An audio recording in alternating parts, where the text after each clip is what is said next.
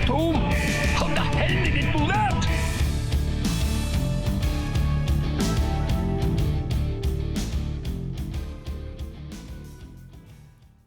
They really spared no expense making this movie. I yelled at my TV during that. Welcome, everyone. This is Extra Reels. This is a movie podcast that we do monthly, usually on our Patreon or via for YouTube members. But this is a bonus-free one that we're doing. Woo. And this is where we review some of the worst things ever made. We've done Neil Breen movies. We've done horrible video game adaptations. We've done Uwe Boll. We've done a whole host of things. And today we're looking at a film from the year 2000 called The Mummy Theme Park, which doesn't sound like a movie title, but it is a movie title. I remember going to Universal Studios, and they have an attraction based off The Mummy, and I thought that this was just the movie that plays during that attraction. Now, so I didn't look into this, what it was, before I watched it. So there was kind of, and there's like a bit of an intro, of course. We'll save all the real spoilers for later, but just the basic premise here is, after the intro and it starts setting up its plot, there was just a little moment where I went, oh, this is Jurassic Park, but with mummies instead of dinosaurs. And that's what it is. Someone has built a mummy theme park where they're using technology to reanimate mummies as a theme park attraction. So it's basically just Jurassic Park and Westworld again, which were already very similar in plot. Just swap out, dinosaurs and robots. But arguably, the way this obviously plays out, you could maybe relate it more to Westworld because it's humanoid figures. But the whole idea of like bringing ancient beings back to life made me think way more of Jurassic. And then, of course, the cheek of actually having someone say "spare no expense." And not only that, at one point in this movie, for no reason, because it doesn't even build to it, it's not even teasing anything, someone just looks down at a bowl of water and there's ripples in the bowl of water, and I'm like, oh, you're just doing the water from Jurassic Park now, with the T-Rex stomps. It is constant. There are so many little references to Jurassic Park. The entire third act is just the character going, must go faster, but transliterated through Italian and then back to English. Yes. Now, the film is in English, and they clearly filmed it in English because the actors are all kind of in sync with what they're saying, but it's also very clearly dubbed the entire time. Yes. I don't believe the actors who were on set are the actors who did the voices in the dubbing booth, if you will. So that's something else. I'm 40% thinking that was a conscious choice, a thing where they were they're recording it and they're just thinking, I don't like the energy here. I want to replace it with voice actors, people who are designed to give energy to this stuff.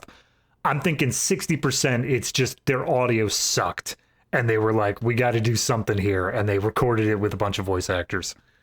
Well, you say that, and I admit the time period here is weird, but this was actually just the standard thing that Italian cinema did for a long time. If you watch any Italian film from the 70s, 80s, it's all like this. It's all dubbed, and sometimes it was very notorious that sometimes they would let actors just speak whatever language they wanted on set because it didn't matter, they were going to dub it later. So if you're watching, say, a Dario Argento film in English, you'll notice that it kind of matches with half the actors because half of them are speaking English on set, but then some of them it doesn't. It looks well day off. So it's in this weird place where you might as well watch it in the English version because honestly, you're not getting a perfect sync regardless of what you watch it in.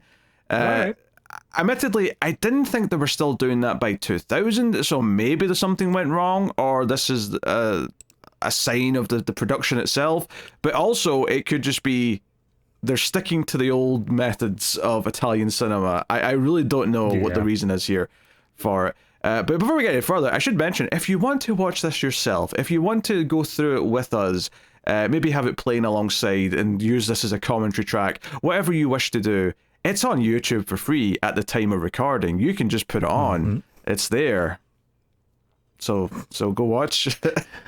Go ahead and do that now before we give you a whole list of reasons not to do that. Oh dear. I mean, yeah. So that's the basic gist of it. And down to the fact that the plot is about a couple of outsiders coming in to see the park early before it opens. Again, very Jurassic Park. In this case, it's a photographer and his assistant that are coming to, like, because the sheik who runs this place, who's built this place, he wants to show it off. So that's the premise to set up, and things sort of just roll along at a horrible pace from there. So yes, that is the Mummy theme park, and we'll get into spoilers in a minute. We'll go through it. There's no point in doing much of a spoiler-free section. Needless to say, it's not very good.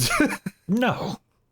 I recognize that there is some level of talent here. There's sometimes the special effects, like most of the time they look like trash, but every once in a while you get something like practical and it actually is like very well done. And you can tell this guy came from probably that Italian horror background of like, he knows how to work his practical effects.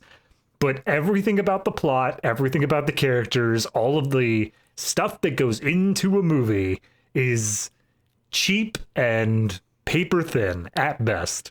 Was it just me? And maybe that's part of this is because it's in 4:3, or at least the version on YouTube is.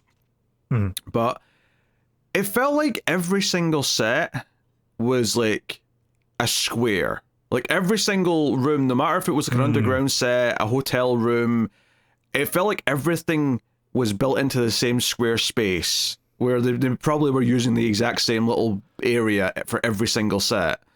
Yeah, I could easily see this. Like, obviously not realistically, but I could see someone putting in the effort to have this actually be like a stage play.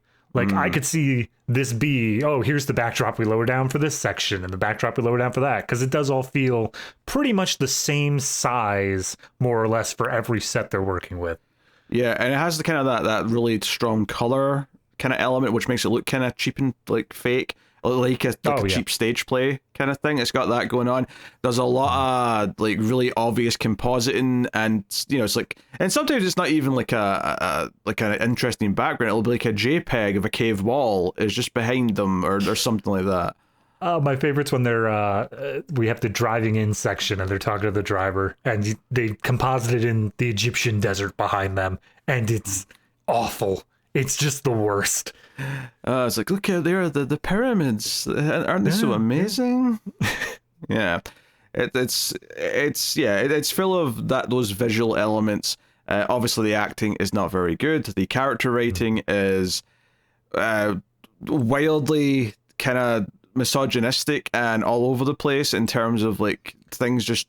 Like characters seemingly changing. A good example for me is like our female lead, what's her name, Julie, who's the assistant that goes with the photographer Daniel. Before they go on the trip, right at the start of the movie, she is very like, oh, a fun trip to Egypt, that sounds like fun. And Daniel's the pure skeptic who's like, it's going to be too hot, it's going to be smelly, it's going to be this. He's complaining, and she's all about it. She's all for the adventure. But the second they get there, she starts just acting awful. To like, she rolls her eyes at anyone's like talking about like beliefs or like pharaohs or anything. She's like, do you even have water in this country? And I'm like, what are you talking about? Why are you suddenly acting like a Karen? I don't get it. From a movie standpoint, I'm also like, this movie feels like it's made by someone who, honest to God, has an interest in like ancient Egypt. Like there is an entire section of this movie that may as well just be turn your textbook to page 94 and we'll start talking about the pottery making section of ancient Egypt. But then they do stuff about like, oh yeah, do you even have like running water and like all these, I don't want to call them racial stereotypes, but only because I don't really know what race we're supposed to be stereotyping here. It just feels like mean in a way. It feels like they are trying to like play on these things that are rude and uncomfortable, but like not in a way where they're trying to make a point about it. It's just in a way of, yeah, the audience understands that this is that kind of character. Yeah, it's just like, hey, like she's treating them like they're primitive people. They are not from the modern world. And to be fair, so to get into the movie now, so I guess we'll just say spoilers as we're getting into it. Not that you should care for the record, but just in case, right? So the opening of the movie is we have this character name of Nekbet, who is the receptionist. It turns out, we don't know this at the time, but later on it turns out she's the receptionist effectively at this mummy theme park. She's the one answering the phones.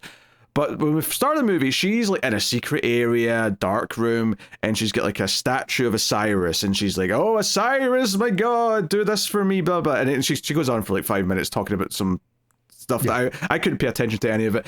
But she effectively, via supernatural talking to the god Osiris means, creates this earthquake that opens up a big opening in the ground, which reveals these tombs, right, which end up being where the mummy theme park's going to be. And she's doing this for reasons which because the rest of the movie she's trying to stop the theme park from happening. She's against all that. Right. So why she's opening it up in the first place, we'll get into if there even is a good answer for it. Her initial things during this section is basically she wants to revive her ancient culture. She thinks that modern Egypt or whatever just kind of sucks, and she's like, all right, let's bring back the old ways. So here's the thing. She's like, the movie goes back to this several times throughout, where she's sort of looking at things, and it's like a TV, but it's like more circular, and it's this idea of like a mystical, like, you know, the magic ball, the crystal ball kind of. Is it not the eye of the statue? I think it probably is, but it reminded me of like a crystal ball and looking, you know. But what I thought was happening, because of the visuals, because the first time we see anything other than her in this room with this statue is through this crystal ball eye of Osiris. And we see like them reacting to, you know, earthquake happening, and it's like they're getting scared and like chaos and blah, blah, blah. And because of the set design and the costumes and how cheap everything in these visuals looked, I thought this was her looking into the past and seeing a great earthquake that did something in ancient Egypt. I didn't realize this was all present day footage, and that this was going to be like a lot of her characters for the rest of the film. Yeah, so that was a problem I had. Without getting too deep into the specifics of what happens, we open with this character who's in full regalia. She looks like an ancient priestess, and I'm like, oh, okay, this is like ancient Egypt. We're opening with the before they get mummified, a la the actual like Mummy movie, the one that like this is clearly ripping something off. In actual fact, it's modern Egypt circa 2000. Well, that's the thing. We then go into the next scene where we see they've explored the fissure, and we get like the chic looking character and all these very stereotypical looking servant people and whatnot.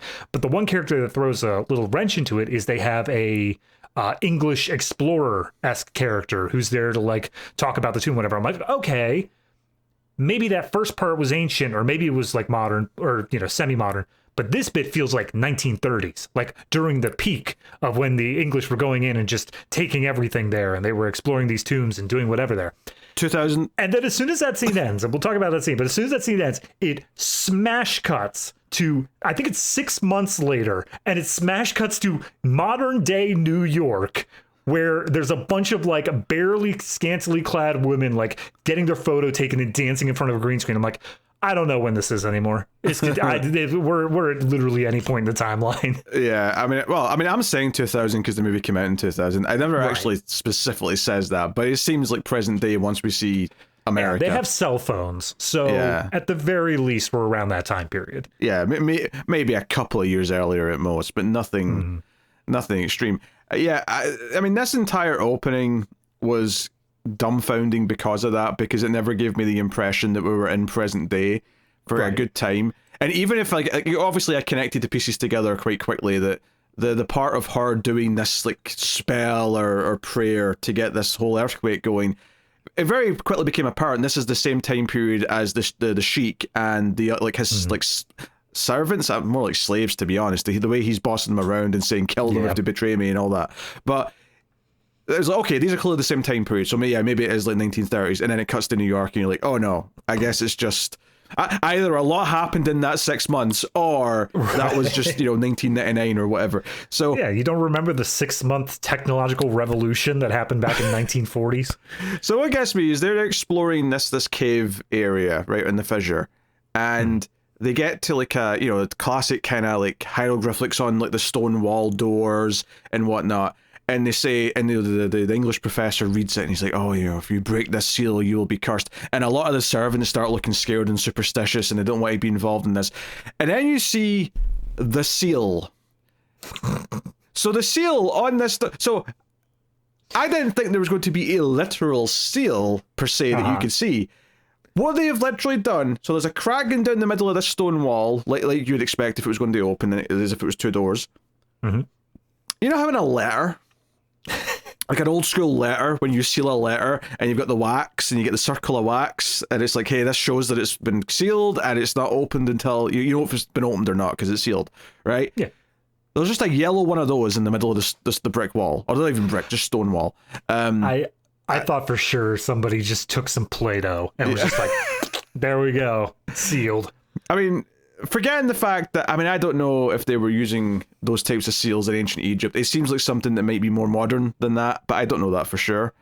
I vaguely have a memory of seeing like a sealed tomb of like Tutankhamun or whatever, and it was like the seal was a very intricate rope knot. Like it was something that the only way to like get in would be to cut the knot instead of untying it. I'm not questioning if they used this type of seal. I know for a fact they didn't, because this is stupid. Oh, yeah. I'm just questioning if they even had the technology at the time to do a seal like this on a letter.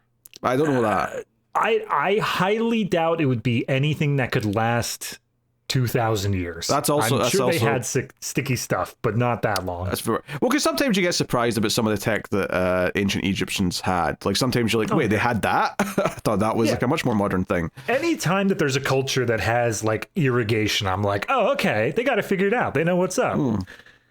Yeah, so they force them. You know, there's like an anti or a rebel against this sheik who tries to like interfere, and they shoot him. Or God himself, because as he's stabbed by a knife or something like that, he dies and he's like, I am Anubis and I must stop you from entering, and then he dies, and they're like, yeah, Anubis had the head of a jackal or whatever, and they find a little Anubis pendant around his neck. So maybe it's God. I don't know. I took that as he is like a representative of Anubis, in the same way that the other lady's a representative of Osiris. No, yes, there's so much Jurassic Park in this, but I'm also pulling back from the Brendan Fraser Mummy movie, and I'm just assuming this is that group of people who are trying to defend the tomb. Do you know what? If I hadn't watched the movie yet, I'd be like, yeah, because before I watched the movie, I'm like, oh, this is a quick cash grab because of the Mummy from 1999. But no, it's not. I mean, this is Jurassic Park with someone who's really into ancient Egypt. Like, that's what this is. So, yeah. So they open the seal, all the rest of it. You know, the screen goes white. We cut to 6 months later, New York. Topless women, in front of like a lot of pretty lights and a green screen, and there's a photographer. And it's a montage of this for like a good 3 minutes for no reason. We get it. He's a photographer, right? We've established that. But here's more boobs. Hold on. But like boobs, yeah. We got to be clear here. This movie, we're 10 minutes in. We want you to know there's boobs. So the sheik gets on the phone with the guy who, this is his studio, right? This older guy. And he's like, hey, you're the world famous photographer. I want you to come and photograph something. I can't tell you what it is. It's confidential, but I want the world to see something. And he's like, well, I'm old and I don't really leave the studio anymore, but my best man, Daniel, he's here. And like, oh, did you like that photograph of the president playing golf in Scotland last week? That was him. He's amazing. Do you want him? And he's like, yes, send me this Daniel. Yes, send me him. And Daniel, when he finds out, is immediately like, Age, that's going to be hot. I'm going to be sweaty. I'm going to be smelly. It's going to be so much sand. I hate sand. It gets everywhere. He may as well have like the exact same affectation of Hayden Christensen in that role. Like, he's whiny and annoying the whole time. And notably, Julie's the one who's like, oh no, that sounds great. I like adventure, tropical, big, monuments, pyramids. She's all excited. Can I come with you? And he's like, yeah, fine, whatever. And bizarrely, as soon as they get there, the attitude, not that he's like super into it, but her attitude completely flips. Like, she immediately turns into, do you have water here, you savages? Like, that's like her attitude the second they arrive. It's really weird. But, we get the awful green screen stuff of them in the car on the way to the Mummy theme park. And by the way, like, because when we see the receptionist, like, there, and we see that's the same character as Neckbit who's been, like, talking to the Osiris statue, like, Yeah, there's a sign like next to our desk that just says the Mummy Theme Park. It's literally the name of this place. It's just the Mummy Theme Park. You didn't think of anything more creative for it. Look, when I go down to the carnival, I expect it to be called the Carnival. When I want to go to the Mummy Theme Park, better damn well be called the Mummy Theme Park. But why not call it, I don't know, like... Yeah, pick one of the Osiris Park. You know, something that sounds a bit more akin to Jurassic Park. Yeah, I was going to say, the reason why is because Jurassic Park, he saw it ended with Park, and he's like, well, I guess that's how you do it. And so he just did it ending in Park, and he didn't realize, no, wait, but it's actually, like, clever in a way. All right, so there's a lot of running things throughout this, which was one of the sillier, funnier things, but baffling, is, so the Sheik has, like, a harem of ladies, and for some reason, one of them is particularly dominant and, like, gets jealous of any of the other ladies trying to like do anything for him. So every so often, I mean, there's one around here where she just goes in and goes, oh, none of you bitches can serve the Sheik. The Sheik's mine. And she like shoves them down. And that one's overacted and it's kind of funny. But it's the next one we get somewhere in the middle of the movie where one of the ladies is like holding something in her hand. And this like jealous woman just comes in and like slaps it into her mouth. And the woman starts like choking. And it's like really needlessly brutal, like how she's treating these other ladies. I had to rewind that one because I missed the fact she was holding something. Yeah. All I saw was the woman got slapped and then she coughed up like a metal tube. I'm like, what the hell was that? How do you slap a metal tube into someone? Further down in the movie, there's one where she's not even in the scene. It's like two other women, and like one of them's like, oh, do I look better as a blonde? Like the Sheik likes blonde hair and blue eyes and all that, and they're like putting on outfits. And then as one of them says like, how do I look? She launches from off screen and just punches one of them in the face and is like, you look like a fat tart. Bam. And they just start fighting. Yeah. I lost my mind at that part. And she's just like punching these two ladies like down in that scene. It's like a sort of cat fight kind of moment. And she storms out going, I'm going to go dance for the Sheik. And the funny thing is every time we end one of these scenes and she storms off to the Sheik's room to go and impress him or dance for him, he's not interested. He just plays like, go away, I'm not interested in you. Yeah, and he's doing literally anything else. Nothing ever comes of it. There's never like a payoff to this subplot, really. Nope. So it's just a thing that's there. So I just thought I'd mention it now, because that's all it is. It's all very separate. So I appreciated those scenes. They're little moments of comedy and levity, but yeah, it doesn't result in anything. Yeah, the Sheik is a horn dog, though. He's just bored of his harem, because when he sees Julie... and this is like, I don't even know what to call this, inconsistent continuity in the performance, because there's lots of close-ups of like her legs with a skirt or her cleavage or whatever, and he's clearly looking at her, but then, and she'll do something in the close-up where, like, for example, he's looking at her legs or trying to see up her skirt. You can see her legs kind of shift to the side to kind of block it, right? As if she's like noticing and she's uncomfortable. But then it cuts to her face and she's smiling and asking questions, and it feels like, I don't think the actress playing the role was doing these close-ups, or at the very least didn't know that she'd be doing these other parts of it later, because her performance does not correlate with what she's doing in the close-ups of feeling uncomfortable. So they definitely filmed the wide shots first, and then the guy was just like, all right, let's we've been talking for a while now, let's sleaze it up a bit. And she's like, we didn't do any of that in the wide shot though. I was like, yeah, whatever. So yeah, they're given rooms, right, which and do you know when I said like all the sets are the same size? The one weird exception to that is the hotel rooms they're given, which admittedly some of it's an optical effect, but she walks into a room and there's like a waterfall in like one side of it, because she says I want a bath, and the light just turns on and you see this waterfall and like a little like hot springs looking area, which of course she gets into and like, is like sticking her legs up and just generally being kind of sleazy, and with the tasteful bubble bath that covers exactly what it needs to cover. Of course. And of course we see later on that the security cameras in here and that there's guards just ogling her and making comments, but we'll get to them more in depth as we move on, or not. I really don't know. These guards are like, I don't even want to say they're inept. They're just like there. I feel like they're there to add commentary, to explain certain things that's happening to the audience, because they don't actually do anything. They're neither good nor bad. They're just there. Well, they're kind of buffoons. I think what gets me about the guards is they're all, and maybe this is part of the theming of the theme park, but they're all dressed kind of like old school, kind of like villains that you would get in like a movie set in Egypt or something, with the robes. Like royal and, guard sort of stuff. Right? Yeah. And what's funny is that half of them are standing there with spears, which is part of why you think, oh, is it like 1930 or ancient Egypt or something, because they're standing with spears. But then every so often, one will just pull out a machine gun from under his cloak, and you're like, oh, okay. So Yeah. we have theming, but we also need to have them armed with proper weapons at the same time. So Right. And that's honestly the first half of this movie where we're kind of setting up the park, where we're going through everything and we're showing the different things they're doing.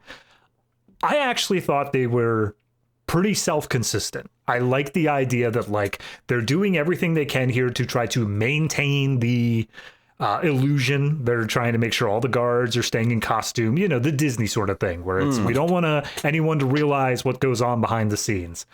It's only in the back half of the movie where it feels like whatever they set up, they just lost. They completely lost the plot of it. They had no idea what they were doing anymore because they just start throwing together all sorts of random stuff without any sort of rhyme or reason. yeah, I mean, so they do a thing where the Sheik, with a scientist, explains to them what they're doing here, right? Yeah. Explains that they found these mummies and they're firing electrical, you know, sparks into their brains to make them animate again and whatnot. And it's like, okay, but they explain that before we actually see things. So I actually got a little confused because when they go on the train, right, and it's very much, hey, we're going through the big doors like Jurassic Park and we're getting into the fissure where all the things are going to be. They go past a section where it's like, hey, here's what, like, washing clothes or making pottery or whatever it is was like in ancient Egypt, and you've got these, you know, these guys that are in kind of these old-timey clothes doing it. And I genuinely didn't know, are these the mummies that have been reanimated? But no, it's just like actors. It's just people in costume. And I guess it's the closest you get to the moment in Jurassic Park when they're watching all the scientists like working on the eggs and stuff. I think that's kind of the equivalent scene. But it's just more actors showing like how things were done in ancient Egypt. This was like just prepping for the main event, which was because ultimately when they're animating the mummies, it's going to just amount to, oh, they walk out a little bit and twitch and maybe whatever, until of course the supernatural element kicks in, which is a whole different thing. So just to wind it back a little bit, I agree with you that this feels to me less like the scientist in the lab bit, because there actually is a long section of scientists in the lab bit where they drive through and show them like, here's where we install the microchip in the brain, and here's a dancing skeleton in the background to show the capabilities of this stuff. The secondary bit to me feels more so like the initial drive out, that first little like, oh, you're going to the Diplodocus or whatever, like the smaller dinosaurs, and then this is the da-da-da-da moment when we actually get to the real mummy. But even then, it's pathetic. It is nothing that Disney has not been able to do since the 1950s in terms of a door opens up, a mummy takes 3 steps out, they have a pre-rehearsed voice line of, I am the great pharaoh, I ruled this kingdom, and that's my story. And then they just move on. But our main 2 characters are so impressed. They're like, oh, this is wonderful. Blah. In fact, it's the photographer Daniel who says, you've spared no expense on this place. And that was the moment where, because I'd already like, for a good like 15-20 minutes was, oh, this is just Jurassic Park with mummies. But when he said that line, I'm like, oh, you not only do you know you're just doing Jurassic Park, you're flaunting that you're just doing Jurassic Park. I think that line came very shortly after they show like the concession stand where they like stop to get beers and stuff like that. Yeah, and popcorn. They get handed popcorn through the window of the train. Yeah, and the moment that they did that, he was like, oh, we'll settle up the bill later. And I said to myself, I'm like, oh, what do you mean you'll have to settle up the bill? This is clearly going to work. You've spared no expense at this. Fast forward 30 seconds, and he says spared no expense, and I'm like, son of a bitch. This movie is doing what I think it's doing.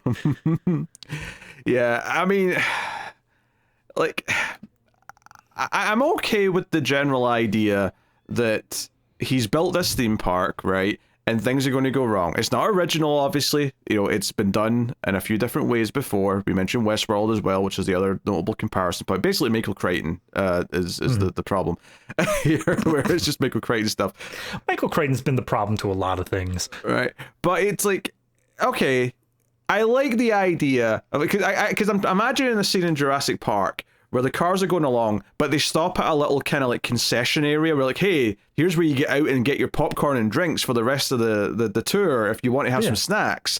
I kind of like that part of it. I like that idea. No, the whole thing going into this, and this has been scattered throughout, is the overarching greed of it all. Jurassic Park, you know, it's going to make a butt ton of money, but it was always done with this sort of thing of the wonder of it. Yes, the money was there, but it was the wonder was the thing. Yeah, John Hammond cared about the wonder of it for sure, even if the lawyer was being seedy and greedy and whatnot. Yeah, exactly. But what I like about this one is everyone, top to bottom, is just, we're going to make a butt ton of money. Like, it's all greed the whole way. And I like that they don't mask it and they even lean into it at times. In fact, one of the things that the Sheik points out is that they've built a giant car park next to the hotel so that everyone and we've arranged buses to bring tourists from the airport. We're thinking about logistics here.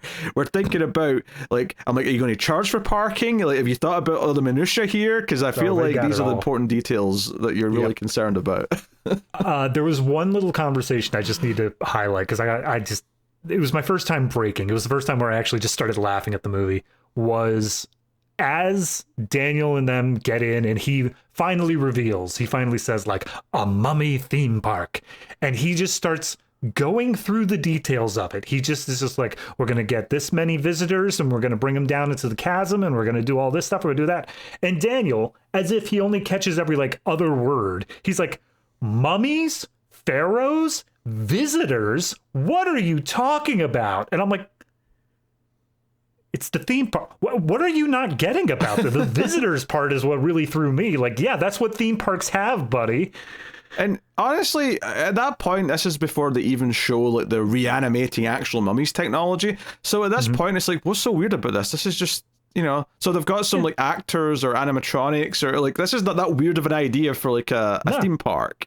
No, not at all. This is, honest to God, like I said, there's a ride at Universal Studios that's admittedly based around the movie, but I'm sure that the cue to that line is all this. It's all like, oh, look at all the mummy stuff hidden around. Look at how there's sand and hieroglyphics on the wall.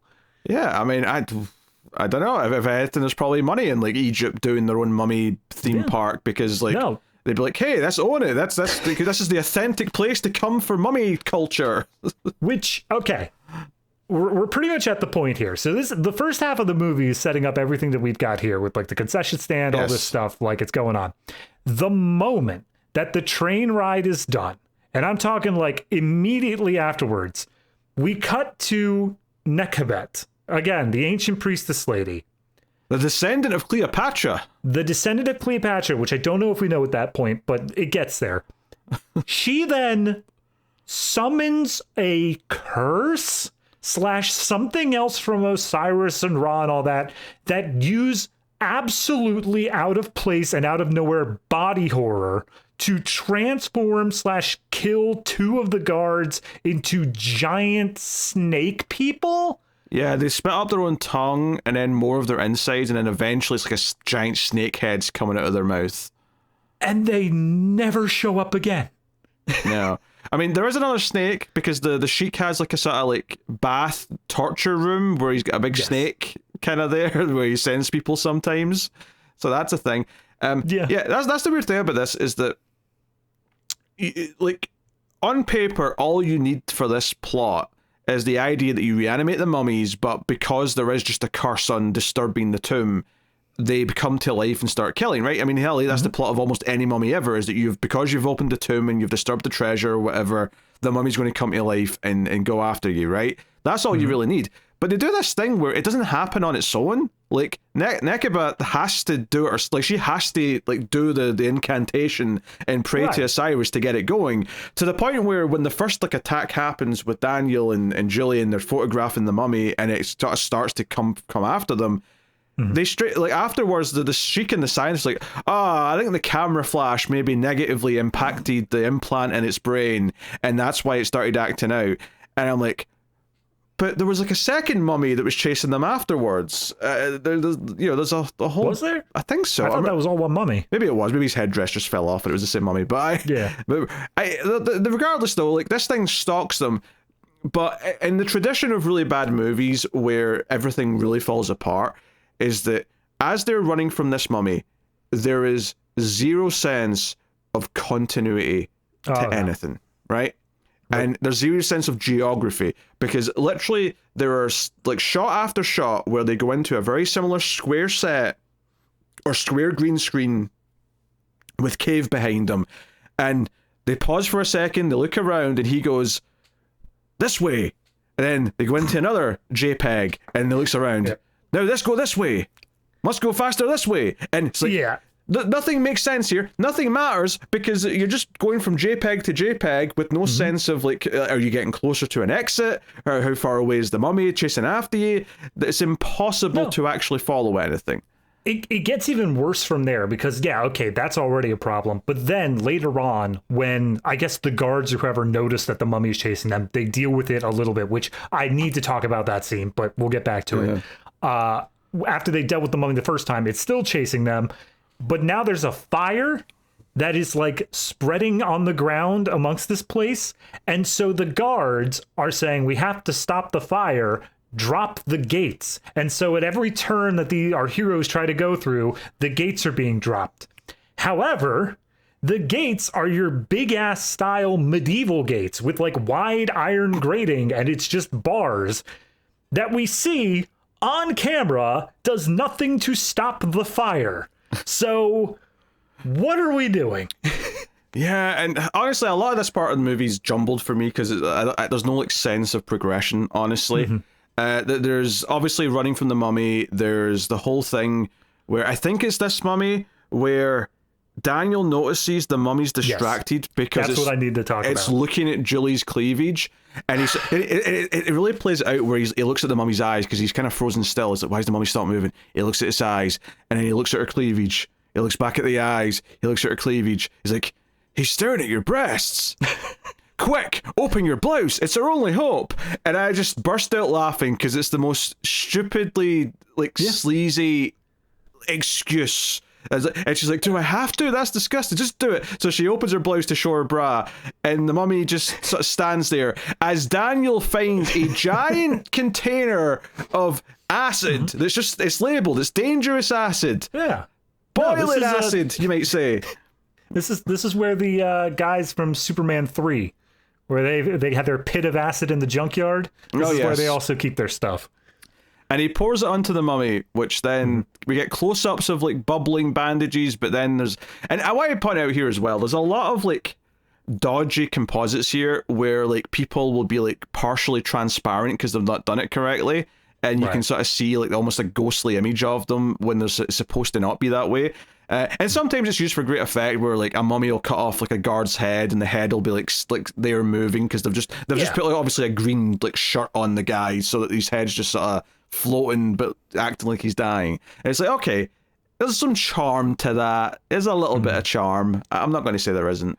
Yeah, no, the special effects wise, like that first time when it really dips into body horror because of Nekhepep did whatever, and then when he splashes the acid on the mummy, it has a good sequence of him going down, but the more impressive sequence for me is because it is a reanimated corpse, it's not done. Like, it's gonna keep on chasing them down. So they then have this chase scene where the mummy is like melting. It's not even skeleton. It's got like the red, like blood sort of goo effect going on, and like there's like a couple teeth. There's definitely a time later on though when it gets back up after they think they've killed it, and it's just a skeleton now. I'm not going to say that that's one works out. That one is a little bit dicey in terms of special effects. It feels very much of like, yeah, we got a JPEG and we're just kind of dancing it around the screen. They do a lot of close-ups of the Milton one where it just sort of like screams at the camera, like it does like like really. Well, it's I appreciate the practical effect there. I think that they did a good job. They made it look gross. They made it look creepy. That's exactly what I would have wanted from this level. That said, though, they do repeat the same shot like 5 times. Every time it screams at the camera, it's the same shot. In fact, on that subject, at the start of the movie, when they shoot the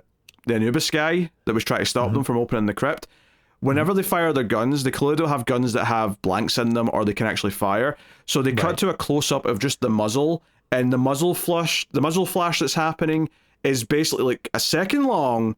It's like a GIF, and every single time they fire their gun, it cuts back to the exact same shot again, the exact same little close-up muzzle flash that they had, and that's it. It's the same thing over and over again, so it feels absurdly cheap. And that's also what we were talking about with the lack of geography, the lack of knowing the space, is that anytime that they like go down a hallway or they say, let's go this way, it's the same shot. Yes. It is absolutely the same one each and every time. So you have no sense of what's going on. So anyway, they managed to take out the gooey skeleton, or the gooey mummy, which then turns into the skeleton, which can still move because he's just powered by a microchip. And then eventually they get out of there. He's powered by supernatural forces now, I think. Is he? Yeah, because she's already done the whole chant to Osiris at this point. She did the chant, but I thought that was to get the body horror of like the guys turning into snake men. I didn't think I thought this was literally just because of the camera flash thing that it caused it. Oh, I don't think so. I think this was also her. I think that was them trying to explain it after the fact. I mean, maybe I'm wrong. Look, my attention was not as ironclad. No. I don't think the movie explained it either. And then they get back up there and they just confront the Sheik, and they're just like, hey, man. What do you mean completely safe? The T-Rex escaped the mummy escaped its enclosure. And he's like, it's fine. It's all good. We'll all go down tomorrow. I'm forcing you to go down. And we're going to take some more pictures, this time without the flash on. You're not allowed to leave if you don't go down. You have to go down and do this for me. You're my prisoners now. Accept that. Blah, blah, blah. So the relationship between Daniel and Julie, I want to talk about a little bit. So, sure.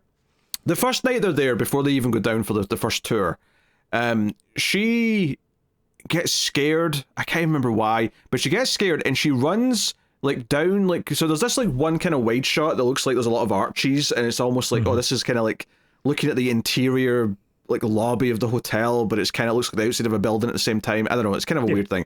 But she runs like down like the hallway, and she's in like her little nightie that she was sleeping in, right? So it's very kind of like, a sexy thing. And she knocks on his door, and he's like, what are you doing here? What's and she's like, oh, something scared me. Can I just stay here with you tonight? And he looks, and there's literally a close-up of his POV where he looks up and down her body, and clearly it's meant to be, hey, yeah, jackpot, baby. And then he just goes, I don't know, we don't know each other that well. And then she just goes, oh, fine then. And she storms off. But as she's storming back to her room, and it's going back down that same shot of that same area, she stops halfway down this hall, looks around and goes, I'm lost. I have to believe that was either the voiceover, they were having fun with the shot, or she genuinely couldn't find her mark. She was like, which one do I take? I'm lost. Right. So after they went through all this turmoil, though, and he's like saved her, I think she has the bath again. Like, that was the weird thing as well, is that one moment she was scared, and then it snap cuts to like her in the hot tub again, or in the hot springs. And this is the time where the guards are watching her, and they're just like, oh, look at the American beauty. Blah blah blah. Yeah. We have that. I can't even remember where this one takes place. I think it might have been before this point. There is an entire extended sequence as there's like, okay, I'm sorry. There's like 6 things going on here. Rewind to, I think, before they go down to take photos of the mummy. We get an extended sequence of the Sheik falling in love with an AI girlfriend, which is it's not actually AI, but like it's some apparition that is made by this okay, I got confused. Vendor, right, when you called it an AI girlfriend, I'm like, what the hell are you talking about? Yes, he brings in a shaman or a something or other, right? And this guy, he's got a big nose ring, like a big huge nose ring, and he like puts like a lizard and a skull in like a little cup, and he puts some steam in there, and he closes it, and he creates a sexy woman dancing who looks honestly not that dissimilar from a lot of the women that he's got dancing for him all the time anyway, but he falls in love with her because she's new, she's exciting, and then he goes to touch her, and his hand goes through her because she's not real, and she fades away, and the shaman is like, oh no, you've touched her, so the apparition has vanished. And then the Sheik, clearly not understanding what he was being given, goes, you tease me with this woman, and then I cannot touch her. Take him away and kill him. Take him away and put him to the snakes, or whatever. And I'm like, What was the point of this scene, for one? I don't know. I have no idea. It's just to show the Sheik's completely lost his mind or something. I literally have no idea. At some point in the middle of all that, Daniel gets his window broken by someone who throws a little figurine of a pharaoh's head in there that's wrapped in papyrus that has hieroglyphics on it. Like 10 scenes later, he's like, oh yeah, I should get that translated. He goes to the English doctor guy and is like, hey, what does this say? And it basically just says, foreigners, get out of our country. Like, go home, get out of here. And he... Yeah. So this leads to, so after they've been told you're not allowed to leave, you're coming back down with us to photograph after their first big incident, right? And we're like maybe 30 minutes away from the end, maybe 20 minutes away from the end at this point. We're quite late on. Yeah. They throw him back both into his room, and they get a bit smoochy, and she's like, oh, I can't believe that disgusting mummy wanted me. And she's like, well, he's not your type. And she's like, what is my type? Me, I'm hoping. And they start smooching, right? And it's the whole thing. And it's actually after they've had sex, it just cuts ahead. It doesn't get too sleazy with the sex itself. It cuts ahead, and Nekeba is like, okay, I'm going to kill these foreigners. They're causing trouble. I'm just going to kill them. And she like does a spell, talks to Osiris. A flame ball appears in front of her, and she's like, go and burn them alive in their room. But as she's saying this, she's watching them through the mystical forces of the Eye of Osiris, right? And she hears them talking about the fact that they want to not only get away, but maybe stop the Sheik. And she's like, and so she literally has a moment where she sends this flame ball away. It flies out a shot. And then she hears some basically say, oh, we're against the Sheik now. And she's like, no, wait, come back. And the flame ball comes back and it's shot. You're right. And all that happens, but with the extra caveat that I'm pretty sure the thing that causes her to call it back is they say, like, you know, that Nekabet lady's pretty hot. Like, she's pretty cool. And they're just like, yeah, she's awesome. And she's like, yeah, no, hold on. Let's just hear them out. Let's see what they have to say. There was just something so funny to me about her sending effectively, like, I'm imagining, like, I don't know, like, I guess it wouldn't be as funny as if it was like an actual missile or something, but just the idea of like a witch in a movie or something making some deadly thing, like raising a creature from the dead to go and kill someone, but then like hearing something they like and going, actually, I've changed my mind, come back. Just come back. Hold on.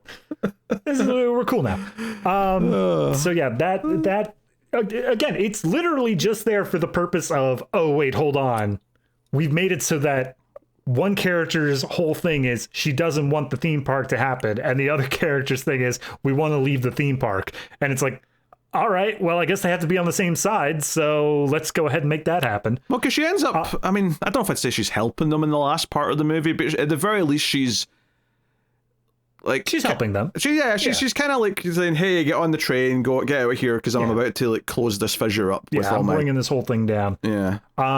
The only other thing that happens, and I think this is where we're getting a little bit confused as to what Nekabet actually does, is for the pharaoh that's down in the tombs, I think that one is actually induced by the photography. However, there's another sequence after they come up where she causes one of the mummies to get up from the table, and it starts going around and attacking the guards up in the top level. And that's when we start getting a lot of like decapitations, hands getting cut off, and we get like you know, like a blade going down like the middle of like a face and like splitting someone kind of like in half, kind of like the T-1000.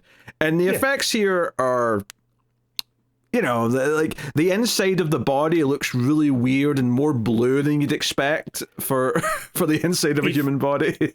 If I were watching like a Hollywood movie and I saw these effects, I'd laugh at how horrible they are. But I'm impressed that they're here. I'm shocked that they actually have that level in this movie. I think that's a fair assessment of the situation. And the other bit of this sequence, as the mummy is going around and just destroying people, horrifically, gorily, murdering all these guards, every once in a while, we cut to Julie trying on a new outfit from her rack of clothes. And it's like, oh, look at these puffy pants. How weird. And it's like, all right, sure. Why not? Also, in this last part of the movie, like when the mummies are coming to life and they're attacking the Sheik and he ultimately gets wrapped in bandages and whatnot, during all this, Julie, to get them out of here, suddenly she can hack things. She's a hacker. It's a Unix system. She knows this. And what my favorite part of this, though, and we saw this earlier on in the movie actually, is that she's got like a metal briefcase that she opens, and it's meant to be her laptop in there. And we've all seen this, like, you know, like when people have got like a laptop out in the desert or something, they'll have it in like more of a hard case that's sort of inside. But it never shows you the laptop inside. I think you eventually see like the keyboard from like an angle that they've put in there. But I do not believe an actual screen is in there. I do not believe there's an actual laptop in this metal case. She's just pretending there's one in there.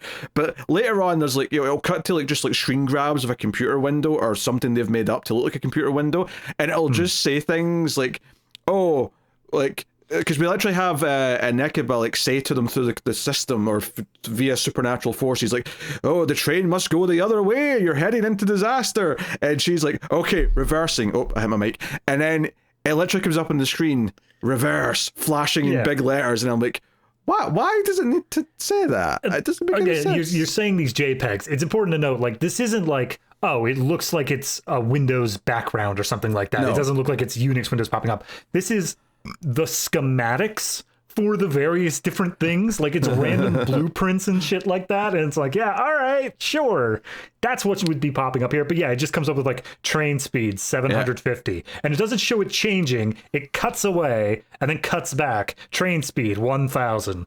Yeah, at one point the rubble coming down because everything's closing like knocks like one of the train cars off the little bridge area and sends it into like, you know, just the infinite abyss.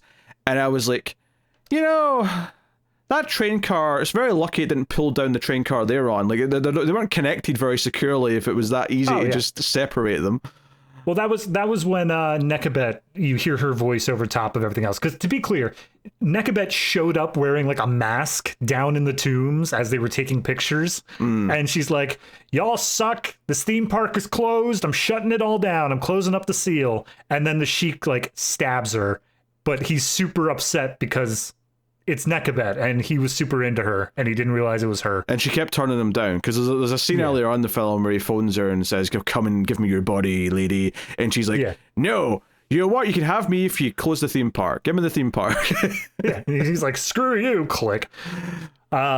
But yeah, he's super upset about that. A bunch of mummies come out. They, like you said, they wrap up the guy. But as they're driving away on the train or whatever, she makes the specific comment of like, "You are protected by the priestess, whatever. You'll be fine. You'll get out safe." Quite the 180 from I'm going to burn them in their sleep. Yeah, from they like said 10 she minutes was ago. hot. That's what you do. My favorite acting in the movie, I think it's when the mummies start like causing chaos getting into this last section. And there's a guard that phones the Sheik, and he just kind of like, I don't remember exactly in a dialogue, but it's just something to the effect of, "It's awful. They're getting up and they're doing things, and they're you know." I almost went into the cadence of Troll 2. You know, they're eating her, and then they're going to eat me. But it was a very similar cadence, the way he was just panicking on the phone. And I enjoyed that performance and all of its cheesy glory. Fair. That's fine. I mean, this whole sequence, again, the thing I got the most out of the movie was the practical effects, the way that they were using it there. The special effects were okay, but again, it's only because they're in a B movie that they're okay. And this whole last section of all the guards being attacked and the Sheik being entombed and all that, it was just them showing off. It was just like, here's the rest of our budget, here's everything we're doing with it. The downside is that they kept intercutting with the computer stuff of the what's going on Julie's computer, and that felt cheap as hell. Yeah, and it's not like the effects look that great either, though, because it does that thing where like a train like crashes through like a bit of a wall, and you see people go flying and like rubble lands next to them, but it feels like very separate. You can sort of see like the that had that ghosting effect that you were talking about. Yeah, and then you see like just like they've got a couple of polystyrene rocks that are landing next to their heads as they're hitting the ground. You can see the seams. You can see exactly how they did everything. And nothing's up to like, you know, so when you get a really good effect, especially in an older movie where it wasn't just all digital, there's kind of like, oh, how did they pull that little bit off? That was very seamless. How did they do that? There is not a single thing in this movie where I went, how did they do that? Everything is painfully obvious exactly how they did everything. Oh, yeah. Yeah, no doubt. I'm not saying it's good, but I was the enjoyable part for this last half, because the first part I was enjoying on a different level. I was enjoying on like the entire setup is ludicrous. I love how much they're putting into the greed of this place. Like the concept itself was working for me, but the back half, it all fell apart conceptually, and so I was just relying on these special effects scenes to get me the rest of the way through. Yeah, I mean, I think I think it's got some funny parts, right? There's funny moments in performances, or funny moments where you realize how shameless it's being, just ripping off Jurassic Park. I will say overall though, is a like so bad it's good movie. It does kind of drag in places where it feels very samey. Like a lot of like the tour, for example, is actually quite boring. There's a few whenever he actually starts talking about, oh, this is what happened in ancient Egypt, whenever he starts giving a history lesson, it's really boring because he is just giving a history lesson. Yeah, it's between him and then way too early on, as they're about to break into the tomb, the English guy is giving just pages of textbooks. He's just saying, here's how you read hieroglyphics and here's what these people do. And it's slow, it's droll, and I honest to God thought that was going to be the whole movie. But luckily, it's basically just limited to those two parts, and everything else is, it's crazy made up stuff where, check it out, we got a skeleton dancing in the background of the shot. Why? Who cares? It's just the way it kind of, like I said, that sense of pacing and geography that is very much lacking made some of those sections hard to watch for me as well. Like keeping my attention, it was very easy for my mind to wander and get bored of what I was looking at, even though there was, peppered throughout it really fun, silly moments like, oh, he's staring at your boobs, like distract him, like seduce the mummy so I can attack him with acid. Like there's fun, silly moments like that, but there's kind of a lot of like, oh, we're just running from like JPEG to JPEG for like, a minute before that, and that's kind of dull and whatever. So it's very hit and miss as far as its entertaining value as a bad movie goes, I felt. Oh yeah, no, for sure. I think that this one, it's not going to be something that I speak fondly of. I don't think this is something that I'm going to recommend to anybody to check out, but it is one where it feels like there's a interesting story behind it. It feels like this is one of those things that's like, how exactly did this happen? How did we get such a weird production out of this? And how did it end up this way? Because it does have some effective elements to it. Like you said, some of the comedy beats are actually like, maybe not funny in the way that it was supposed to be, but it is funny in the way it plays out. And then the special effects are a standout specifically for this one. So it's not a good, bad movie. I think it is more of just a bad movie, but it has elements that make you just scratch your head a little bit. Yeah, I mean, the director who also co-wrote the movie, he did a lot of special and visual effects work. Not generally on big movies, but did do a bunch of stuff before this in those departments. He does have some minor credits on some bigger or more important things. Like he's credited for like animation department on Cinema Paradiso, which is a phenomenal movie. But I mean, I don't know what that even means in the case of that, because it's not like I don't know if it's like animated credits or something that maybe he did or something. Right. But he's just working for the studio that also did it. Yeah, something like that. But he's also been involved in other movies. Like a movie we're going to have to do in Extra Reels at some point is Alien 2, which, right? He was the assistant production designer on Alien 2. I'm sure he pulled rank there as assistant production designer to really make his mark. But it does seem like he's bounced around this type of caliber his entire career. Yeah, and if you're wondering what I'm saying here, Alien 2, you're like, what, you mean aliens? No. No. Before Aliens existed, by a good margin as well, 1980, there was a movie called Alien 2 on Earth, which Italians made, which is not actually really a sequel to Alien, but obviously they want to trick people into thinking it's a sequel to Alien. It's very Extra Reels worthy. Troll 2 scenario. Yeah. So that's something we'll get to at some point on Extra Reels, I'm sure. Yeah, we have watched worse on this show, I think it's fair to say. We've watched better, or at least more entertaining. I was gonna say better's a strong word. It's the horseshoe theory, where on this show specifically, you either get, wow, I enjoyed that so much because it's like so horrible, or you get the, oh dear God, I'm bored out of my mind and I want this to end. But I don't think it ever gets into, I enjoyed this because it has some real good qualities to it. I don't know if we've quite hit that, but I would say that there's better than this. I would say, I don't know, I'm trying to think of an example of something we've done. Suburban Commando? I think it's fair to say Suburban Commando is a better movie than this. Yeah. Yeah, I'd say in every aspect. Yeah, I'd agree. Yeah, it's a fair statement. You know, it had that one really good intentional joke. Yeah, and then a bunch of other jokes. Yes, and it had Christopher Lloyd chewing the scenery, and he's always good. There's things to like there. But yeah, that is the Mummy theme park. I suppose we should rate it at this juncture. All right. What you give it? So, I mean, we have done a bunch of stuff that feels like of this caliber. So, from like a technical standpoint, I might go around there. But I do think that those ones had a bit more enjoyability to it. So, I think I'm probably going to end up somewhere at like... I'm going to say a 2.